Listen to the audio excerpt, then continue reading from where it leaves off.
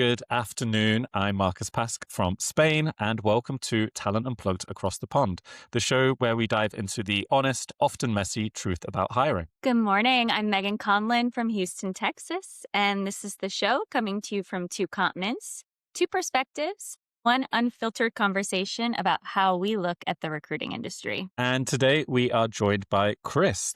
With his background in recruitment and the talent acquisition space, Chris has built RedOwl Talent into a consultancy known for its precision and relationship-first approach. He works at the intersection of high-growth companies and top-tier talent, helping organizations navigate the complexities of scaling their teams whilst ensuring a cool and strategic fit. Chris's expertise lies in understanding the human element of human resources, moving beyond just resumes to identify the leadership and technical skills that actually move the needle for modern businesses.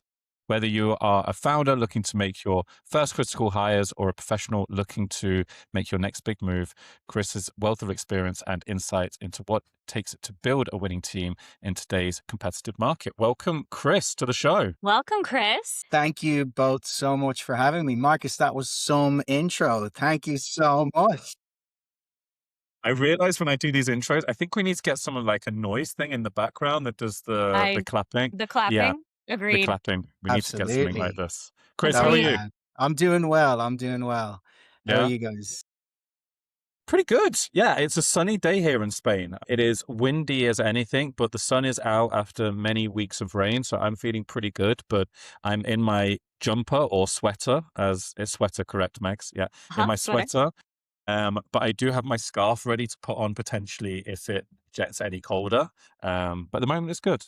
Megs, how are you? Very good. Our cold front here in Houston, we have like a 3-week cold front that we call winter in Houston. I think maybe similar in Spain. It's probably not a very long seasonal winter in Spain, I would imagine. But it'll be back up to about 20 degrees Celsius. It'll be lovely today. So how do you two know each other? I would love to hear the background here. Golf. So I was living in Amsterdam before I moved to Spain, and I actually was playing in a weekly golf group where I was pretty much the only English guy with, I think, 20 Irish guys in this WhatsApp group. And it would be who can play on Friday. I think sometimes we were teeing off at like 7 a.m, so like early before work. I met Chris on one of those rounds, and we were kind of chatting, and then we both realized that we were in the same space, that we were in talent acquisition. And then we saw each other at an event as well, I think, Chris, as well, wasn't it? It was like at a matcha event or something else. Yeah, I think it was a matcha event. And I did a bit of digging on Marcus after we met, of course, and realized that he'd got a huge amount of experience in recruitment. So I had to get to know him, being the recruiter that I am. Yes, we are proper stalkers. That is one of our 100%. sleuthing skills. If you're a proper recruiter, you always go on LinkedIn and figure out the background of people. That's funny. So where are you from originally, Chris? So I am Irish. I've been living in Amsterdam for the last 6 years now. It is 0 degrees here, guys, so I'm incredibly jealous of both of you. It's very gray outside. But I've lived in America. I lived in San Diego for 3.5 years, which was incredible. Mm-hmm. That was on my agency journey when I was working in a recruitment agency, which was ironically called Shamrock Recruiting. It was myself and the owner very much building the company out in San Diego. He had a lot of clients in Denver. He had no clients there, and I, shall we say, used my Irish charm to employ myself and try and help him to build a company out. So we did that for 3 years, and it was an amazing time. But yeah, the weather was it was a dream. Yeah. Absolute dream there. You San Diego's couldn't have beautiful. plotted yourself in a better city in the United States than San Diego. Fun fact, my family is Irish. My husband's family is Irish. My husband is an Irish citizen, and we are applying for my Fantastic. children to be Irish citizens as we speak. So that's kind of a cool Excellent. connection. Yeah. Well, we do love to hand out passports, so I'm a quarter Irish, actually.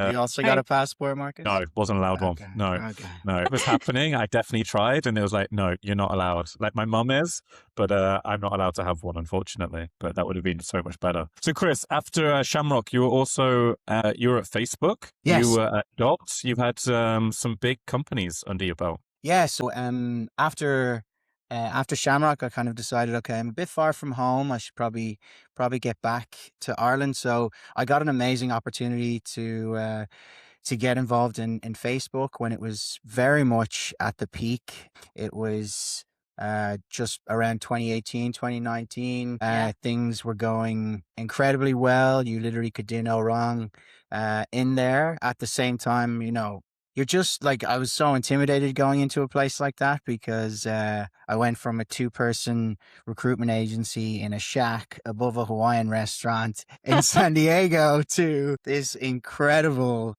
complex in Dublin that has everything and anything you could ask for.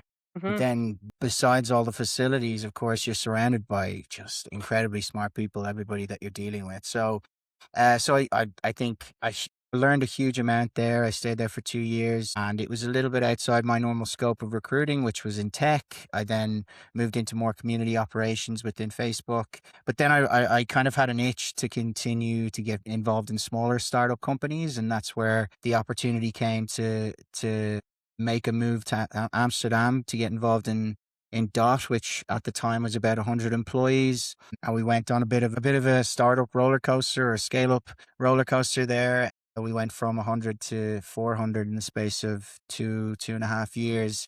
Mhm. It was crazy, chaotic, everything in between. Opening new cities meant that you needed people on the ground in new Mhm. places in 6 weeks. But look back with a huge amount of fondness on my time there. Learned a huge amount, moved into more of a leadership role and manager position there. And then decided to take up a new challenge in a gaming studio. So for the last 3 years, I was working in a B2B gaming studio. And yeah, it was a bit of a strange time because the industry started off well when I was there and then took a major dive. So we had a huge amount of ambitions and everything like that. I had a team of two recruiters. We were hiring across everything from programming to production to design, art. And that came to an end at the end of last year. And that's when I decided that yeah, I wanted to go out and challenge myself with RedOwl, and that brings us to today. I have a magnitude of questions. I think the biggest question that maybe other listeners are thinking about is the food as good as they say at Facebook when you get your free lunches and free breakfast? The hard-hitting questions, Marcus. Let's just say they had pizza every day if you wanted it, but they also Okay. had about 3 or 4 different.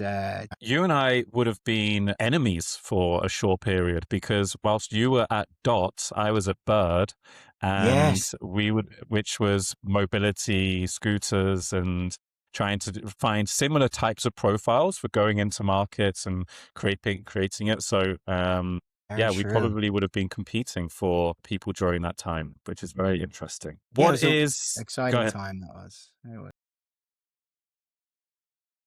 Yeah. Yeah. And then obviously, which was the ironic thing, e-mobility, so scooters and things that people can hop on, they decided to set up offices in Amsterdam, which is the least accessible city in the world for using e-mobility and was banned from using e-mobility.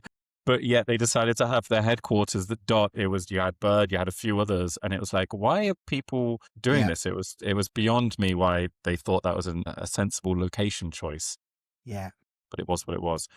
I wanted to ask you about RedOwl, but Megan, any questions from your side on like Facebook and Dot, etc.? I would say, of the different places you've landed, the different industries you've been in, different sizes of companies, which was the most challenging, in your opinion? They were all quite different, to be completely honest with you. The challenges in each, yeah, were just very, very different. Going into a place like Facebook, the environment, as I mentioned, was quite intimidating. So getting over the imposter syndrome and kind of actually realizing that you can make an impact here, you can actually be valuable was something that I had to get over initially.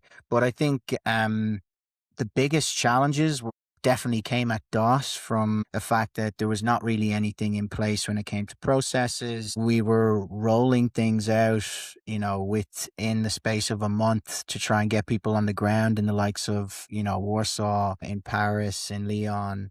And that is just completely chaotic and fun, but it brings a huge amount of challenges. It makes you make decisions. I can tell you that.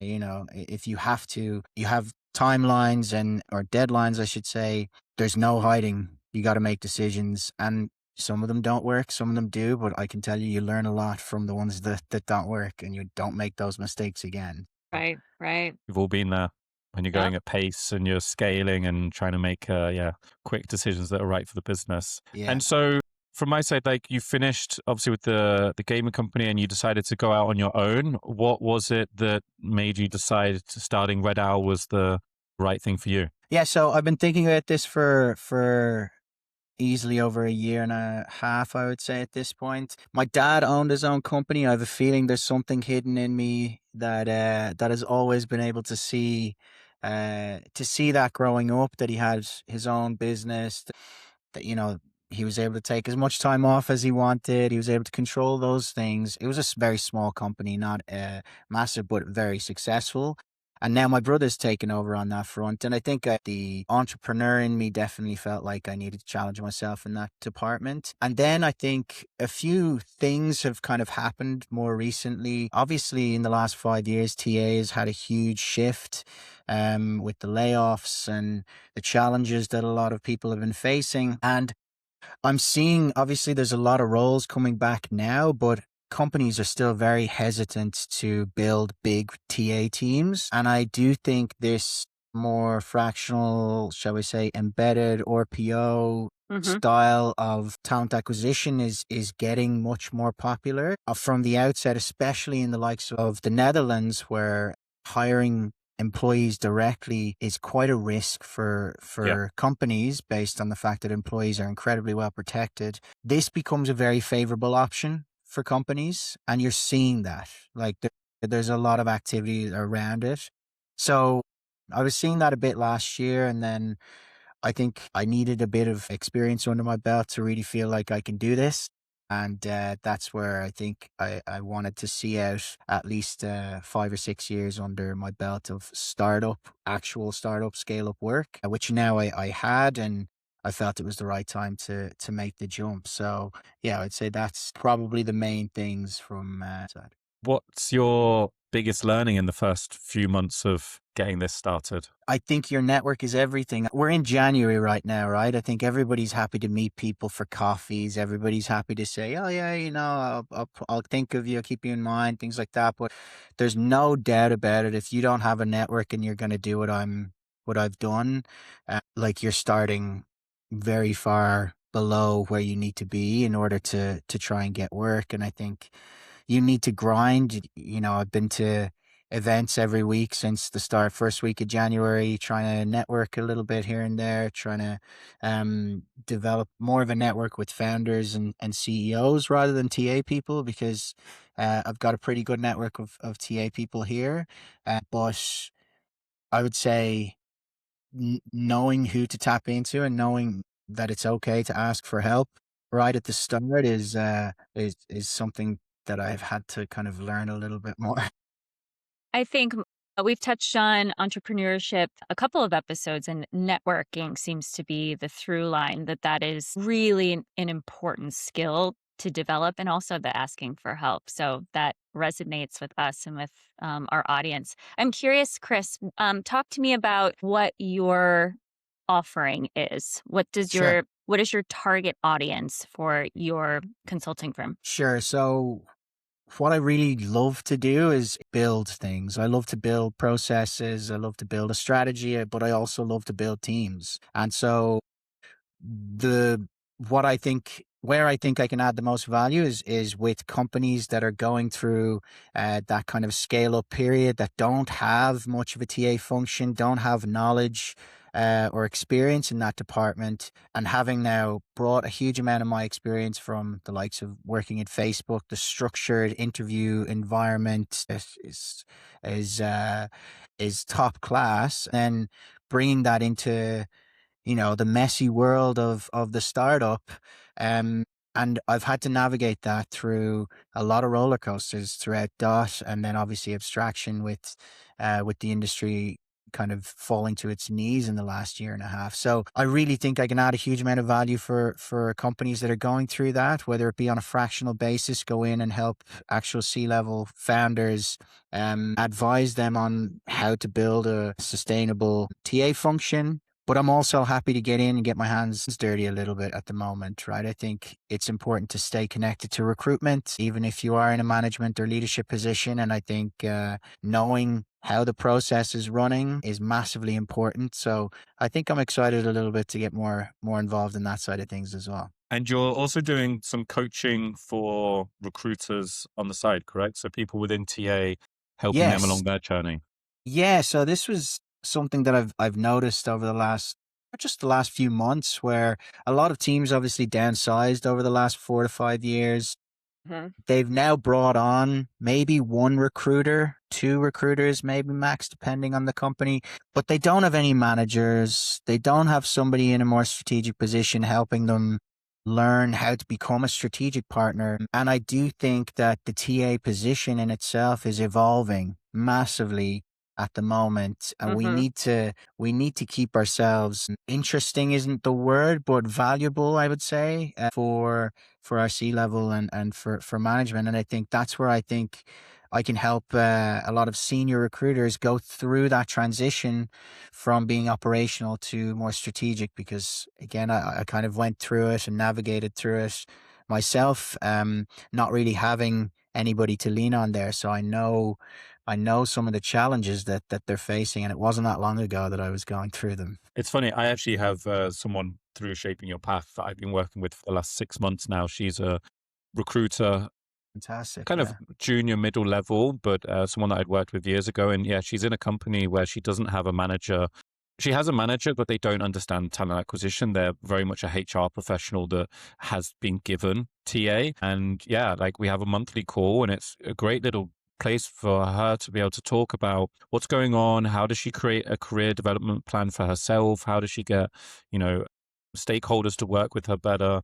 And, every time we finish the call, she's like, yeah, I just need this. I need someone to be able to speak to that can really guide me in the right direction. So I think what you're doing is definitely a part of the market that is open and what people need right now, especially if you're in a smaller team. So yeah, congrats. And it's good that you're helping people out with that. I Yeah. wish I I had it think, sometimes in the past. yes. Well, that's it. I think even at the stage that I'm at right now, obviously having a mentor that you can lean on to just, brainstorm a little bit, throw ideas around on what you think is the right thing to do. And then you feel better making those decisions, or more confident in those decisions once you've spoken to somebody that's potentially been through that, Mhm.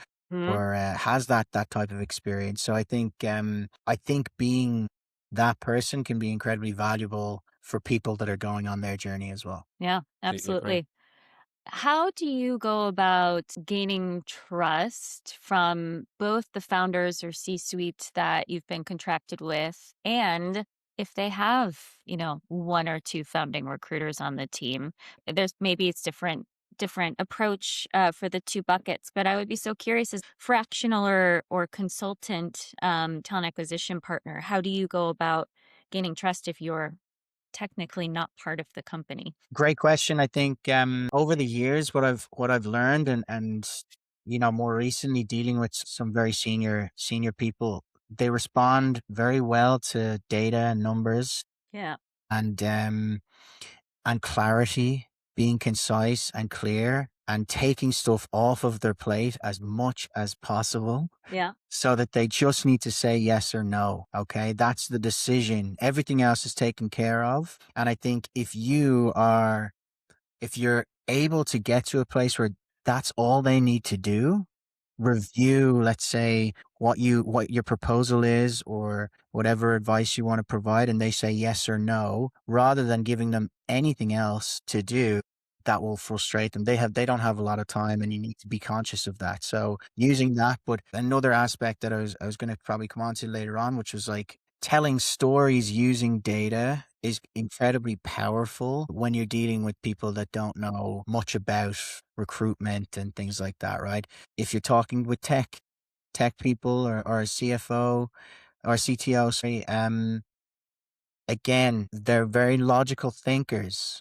You need to almost be able to translate what you're trying to say into numbers and data to be able to make it easy for them to process and say yes or no, or be able to see black and white. So I think that's one of the things that I would say is key to getting through to people at that level. Yeah. And what about recruiters? Have you been contracted with startups or companies that have a couple of founding recruiters on the team, or are you really the first TA Yeah. professional? So I haven't been contracted with any, but I've hired people into my team Hmm. in my previous companies, and I feel like that's very kind of similar almost, where you'd be more not specifically their manager, but you would be if you were doing it more consulting. From a management perspective, one of the biggest things that I think senior recruiters are struggling with is being able to communicate clearly with C-level and with executives. Yeah. That is a really difficult thing for people that have never done it before to understand, and also for recruiters to almost take a step back and understand that the decisions that they are making within recruitment are affecting other areas of the business. And if you do not take those things into account, you're going to piss people off. Excuse my language. Yeah. We're now an over 18s podcast. But it's so true. If recruiters don't have the line of sight into what the business goals and objectives are, and how we are the first, arguably the first line of defense, or the first point where those objectives have the propensity to be successful in that quarter or in that fiscal year, the people we hire are the people that complete those objectives. And if recruiters either are not thinking big picture, or they're getting stuck on the real tactical or operational components of, I just want to make this hire, Mr. Yeah. or Mrs. Hiring Manager.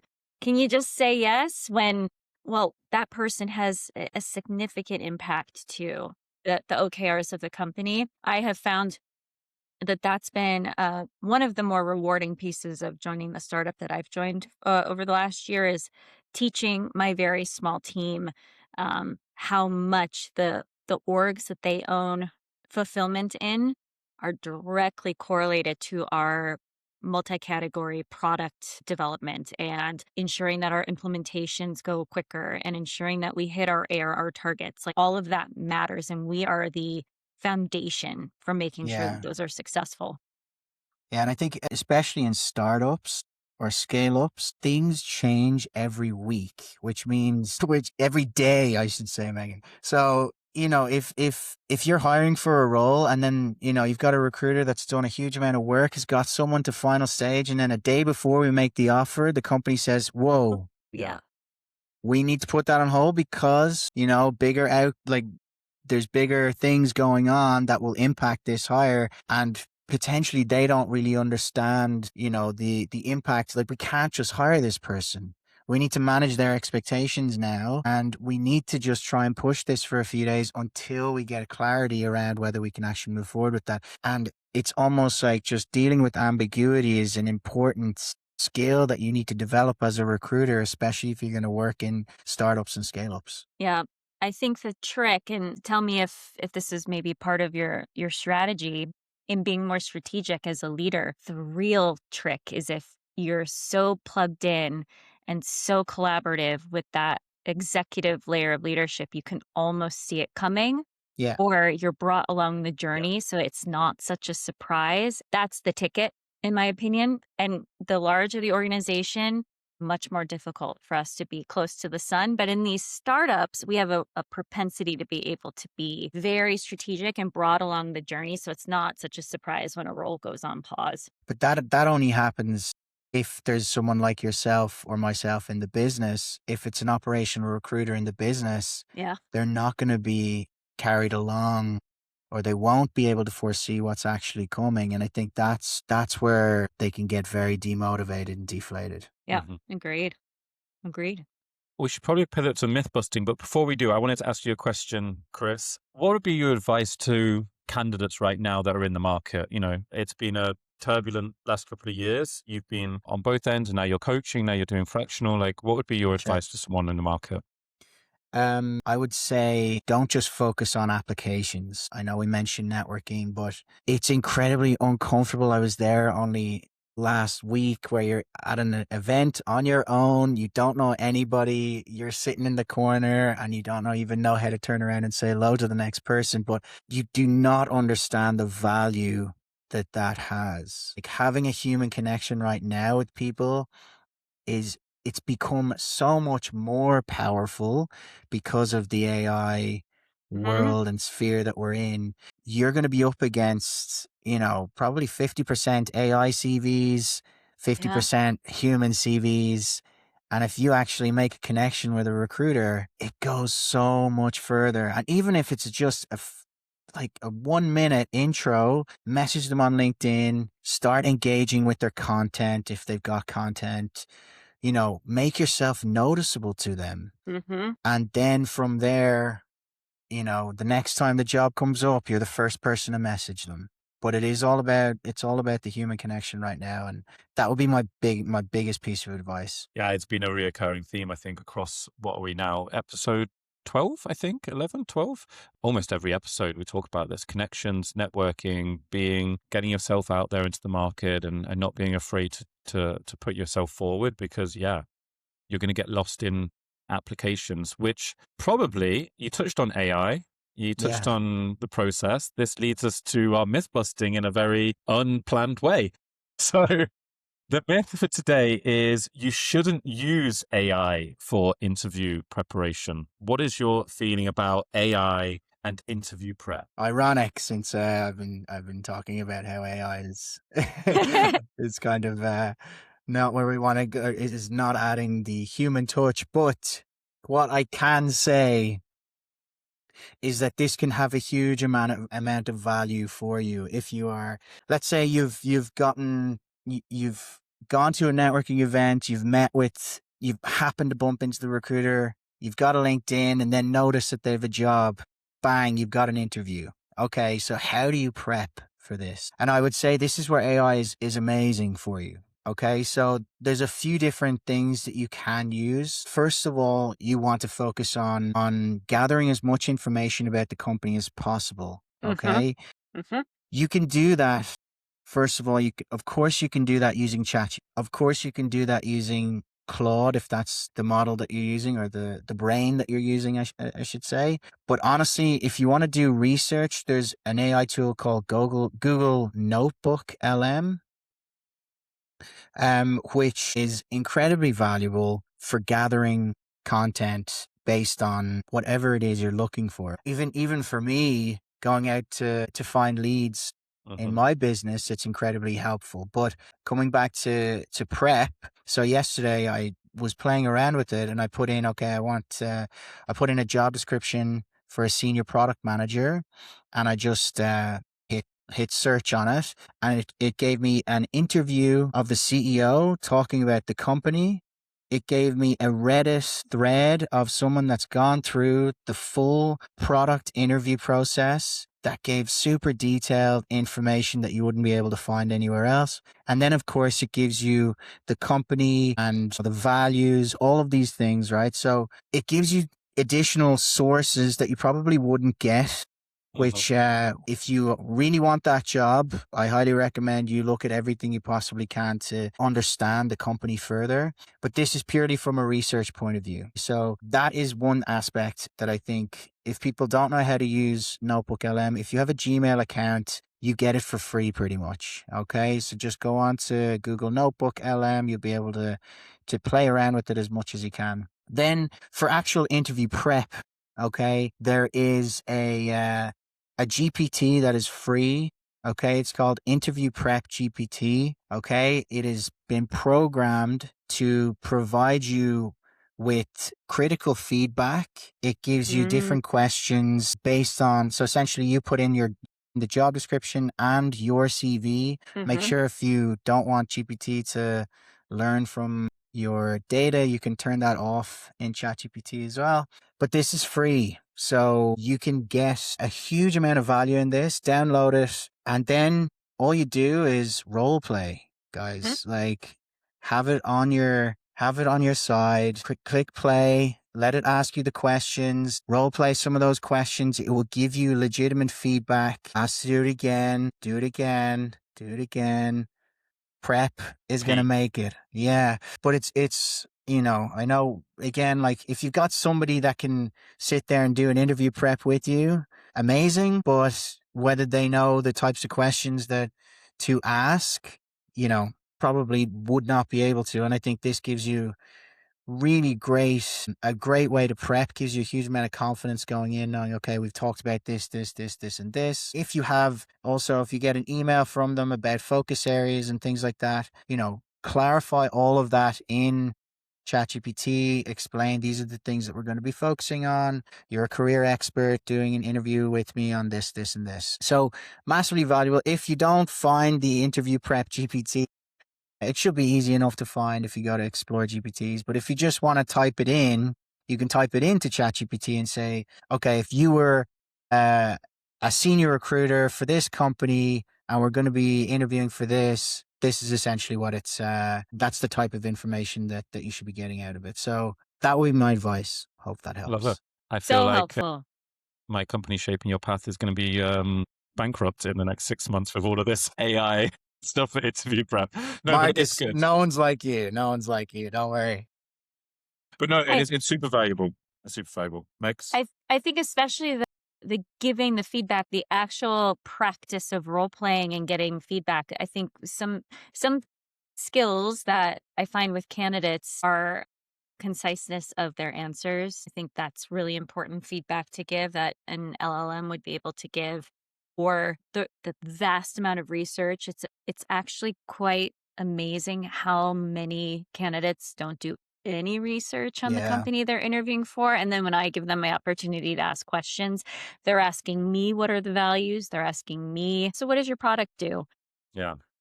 It's competitive enough an employment pool right now that I'm not doing as much selling on my side as I need to, per se, with certain roles.